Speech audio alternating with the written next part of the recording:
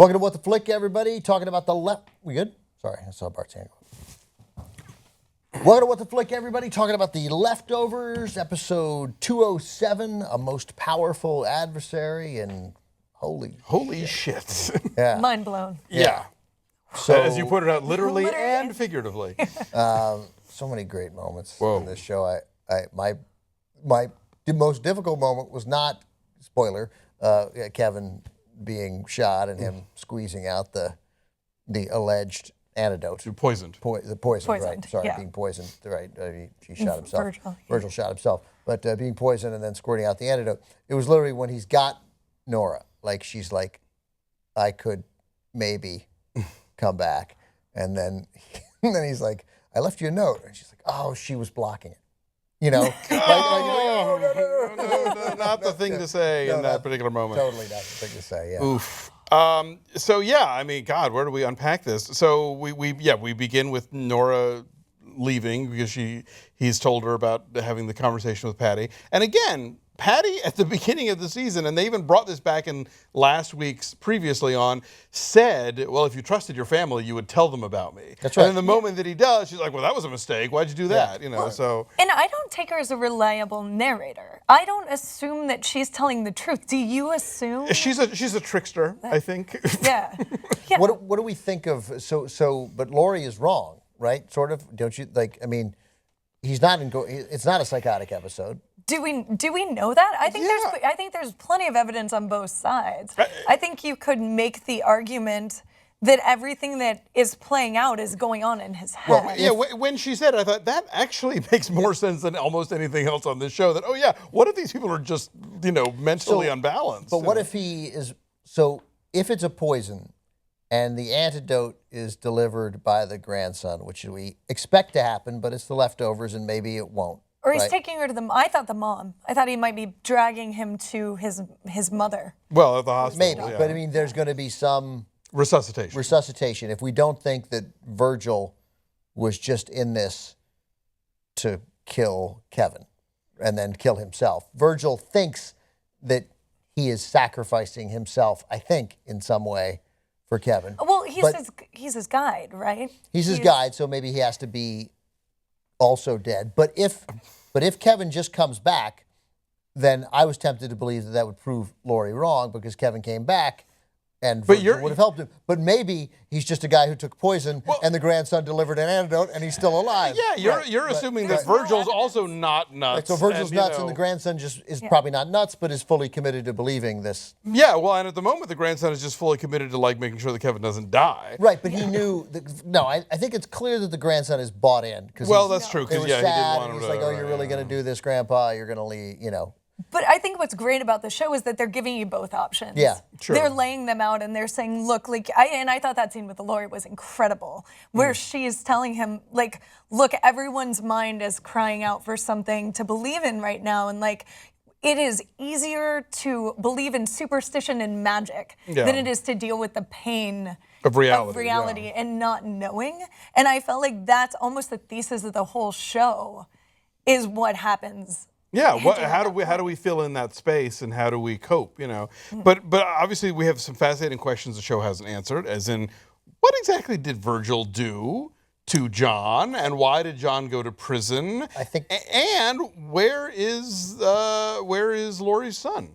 Yeah, and why did he leave? What happened between did he disappear? Did he disappear, or what happened between, hey, let's start hugging people, that made him decide to ditch? Right. Unless he was called up, you're right. Well, and it certainly... Or called down. True. Don't don't know. Called away. It certainly seems like they're presenting Donna's us... been called away on business. Because she is moved to this place where she doesn't believe in the superstition. She's past the cult. But then going back and using it to manipulate people.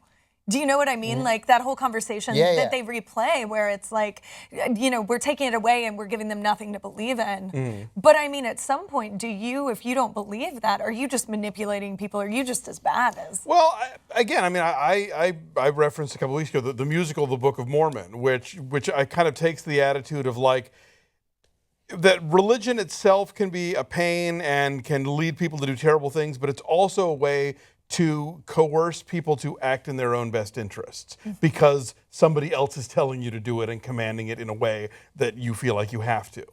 And so it may be that, I mean, yeah, there's a certain amount of cynicism of like, I know this is phony, but people are crying out for this.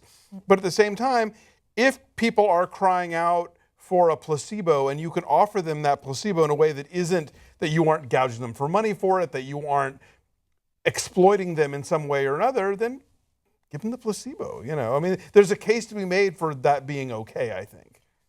Yeah. If you're not doing it in a way that's corrupt, you know. I think there's a case to be made for it not being okay too. No, absolutely, because yes. it's like, you know, that gives him an undue amount of power. Sure. Like it's unreasonable. Right. And if, like Holy Wayne, you suddenly have this like harem of young teenage girls that you've gotten pregnant and you're gouging people for their money and you're doing all that stuff, then yes, that is unquestionably corrupt and awful. But if you're giving people a thing that they need, even if you're not really giving them anything, and you're not demanding anything in return. But I think if the show's decision were ultimately that all of this is horse crap, and that Wayne was not real, and the Virgil's not real, Virgil doesn't have any answers.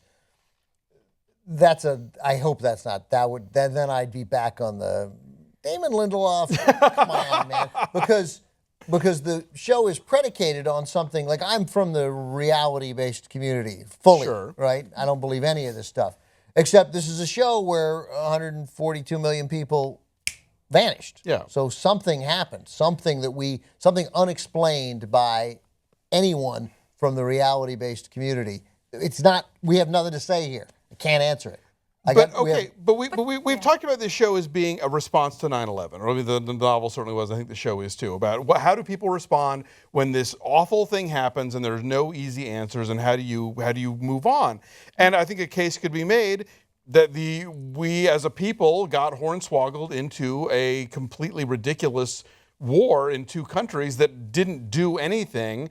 In the long run, it only created more chaos, but in the short run, made us feel like we'd accomplished something and that we had somehow gotten revenge on this thing that happened, even though we went after the people who didn't necessarily have anything to do with it. So, you know, I think that's the metaphor for this show. Then is Holy Wayne, you know, Dick Cheney, basically. I don't think I've mentioned it on this. I've mentioned it often. It's worth looking up. It's not easy to find, but David Letterman's first show back.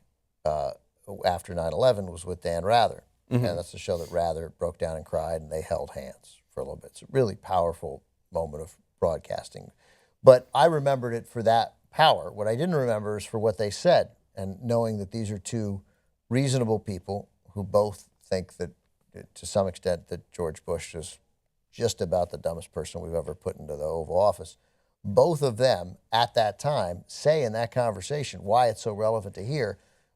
Dan Rather is using the Dick Cheney narrative. It's been 12 days. He's like, he says we didn't finish the job in Baghdad. Like, he's making the argument right then on September 24th. You didn't think it, and Letterman is like, I don't know. I just know we've got to do something. We've got to do something. We've got to act. We've got to respond. So that was overwhelming then. Losing 142 million people inexplicably is more traumatic, I think. Yeah, and there's no them in this case, you know, which it's sort of like the ending of, I don't know if they were in the Watchmen movie, but in the Watchmen book, the whole idea of if you've got the U.S. and the Soviet Union on the verge of this nuclear war that's going to wipe everybody out, you fake an alien invasion, and then that way you give everybody on Earth a common enemy, so they'll stop going after each other. Well, and you know, so here you've got a 9/11 with no Al-Qaeda. You know, you've just got this this event that happened, and so how do people feel like they've accomplished something in the wake of that event? How do people feel like they can feel secure again after that event? And for him, he wants Nora back. So he wants that answer. He wants that definitive thing that makes the voice go away. After hearing this really logical case. Yeah. You said Nora. No, he wants. I meant Nora. He wants to be with Nora. Okay, yeah. Yeah, he says he wants to be with Nora. That's the scene you see right before he goes and is willing to kill himself. Yeah, right. I think he wants to do what he promised Jill. And she said, don't screw this up again. We'll get going. Do it. That was his. Sure. Okay, I'm going to get going and do this. But saying you have a mental condition, it doesn't have a clear out. It doesn't have a clear exit. So he's just going for that thing. Yeah, taking medication and going away is not fixing it. Yeah. For Jill, that is not a good answer. Well, and he believes he's just willing to believe anything that gives him a clear answer, that gives him a solution where that's gone. I think. I'm much more comfortable believing that something is happening, that Patty is there. But it's interesting that to me, Lori was inconsistent. It was a great scene, but like that she's like, oh, of course she's not there when I'm around because I could contradict her. But doesn't that suggest a belief that she is there? No, I think that's what a therapist. That in Kevin's mind, he knows she's not there because she could prove. Why doesn't she just do that thing where she gives Kevin something to say then?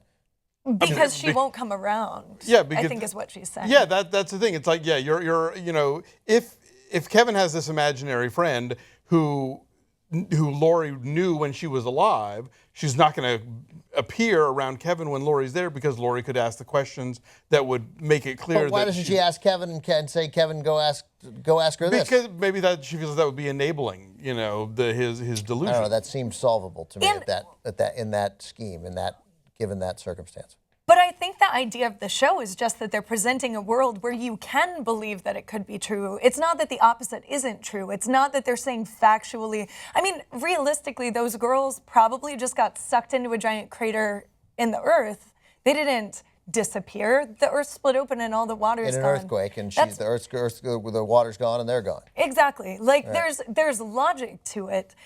But they're making you feel, I think, a lot like you feel in Humanity, which is like, you want an answer and it's... Yeah, I didn't even think that there was a logical explanation for their disappearance, other than they ran off, but they wouldn't have. Well, I think that sort of the history of mankind and sort of the development of eventually of science after years of myth-making and magic or whatever is our attempts to explain the seemingly inexplicable or the random or the chaotic.